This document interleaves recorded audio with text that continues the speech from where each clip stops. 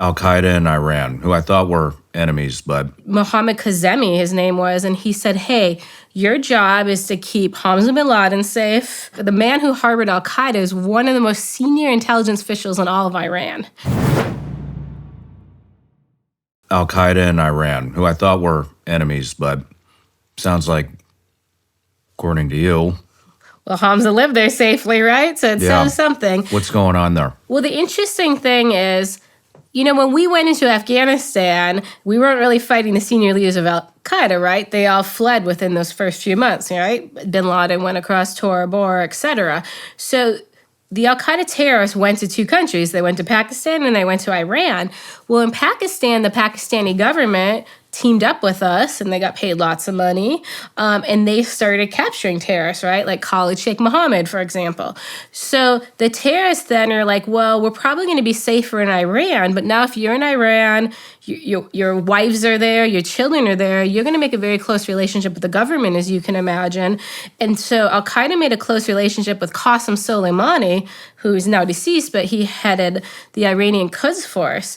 And Qasem Soleimani basically asked one of his really good friends, another member of the military, Mohammad Kazemi, his name was, and he said, hey, your job is to keep Hamza bin Laden safe, Saif al-Adil safe, and he actually was also protecting one of our Benghazi plotters. That's why we know this so well. So it was his job to keep them safe.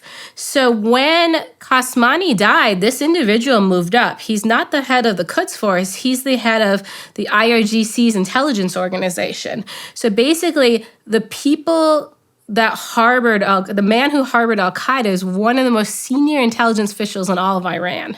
So that's the relationship. And he comes all the time to Afghanistan. He plotted the Hamas attacks with Al-Qaeda, the Taliban, and obviously Hamas, and then internal units within Iran to include Khomeini. Like Khomeini was involved in the Hamas attack planning, and even Hibatullah Akhundzada, who we talked about, the head of the Taliban, he issued the fatwa for the attack, and then it was an IRGC general that did the go for the attack, right? Like, that's how intermingled all these people have become. And we still have analysts that say, oh, Iran doesn't get along with Al-Qaeda, or Iran's attacking Al-Qaeda. It's like, what are you talking about? They harbored them almost the entire war we had. So these guys are super in cahoots. Yeah, they're very, very close relations. Are they sharing intelligence? 100%. To where the Taliban and Al-Qaeda gave the Iranian government an intelligence base. It's basically in an Al-Qaeda camp in Kandahar. Are you? Yep. So they're commingled now? Yeah. And remember, this isn't just Iran. So North Koreans come to Kandahar, the Russians come to Kandahar, the Chinese come to Kandahar, and they don't just meet with the Taliban, they meet with each other.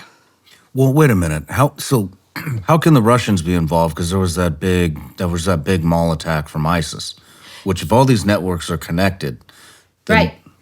The thing is, just like us, Russia had to go to the Taliban to collect on ISIS and to go against ISIS, just like we do. So there's two branches of ISIS. Nobody actually really understands this. ISIS Khorasan province, okay? There's the one we all know that's run by Sanaullah Ghaffari, and he did the Abbey Gate attacks with the Haqqani network, okay? Mm-hmm. There's a whole nother branch that's based in northern Afghanistan, is run by an individual named Gulmurad Kalimov. He is basically one of the main enemies in the world of Russia. He used to run the Tajikistan Special Forces. He defected to ISIS. He became ISIS's Minister of War. Then he got detained. His death got faked. He somehow got released after the fall of Kabul. And he runs this unit now in northern Afghanistan. And the interesting part is, so the one that's run by Sanaullah Ghaffari, okay, that one basically emanated out of a lot of Pakistanis, a lot of guys from Orakzai Agency and the Fatah, some Punjabis, etc. It was always run by a Pakistani until the last leader got captured, Amjad Faruqi, and then Sanaullah took over. So Sanaullah is the first Afghan to run it. But when Sanaullah took over, he'd been a member of the Haqqani network since 2012, and he was the head of the Haqqani network in Kabul, okay? So this branch now is controlled by Siraj ad-Din Haqqani, right? And they're the ones that jointly did Abbey Gate.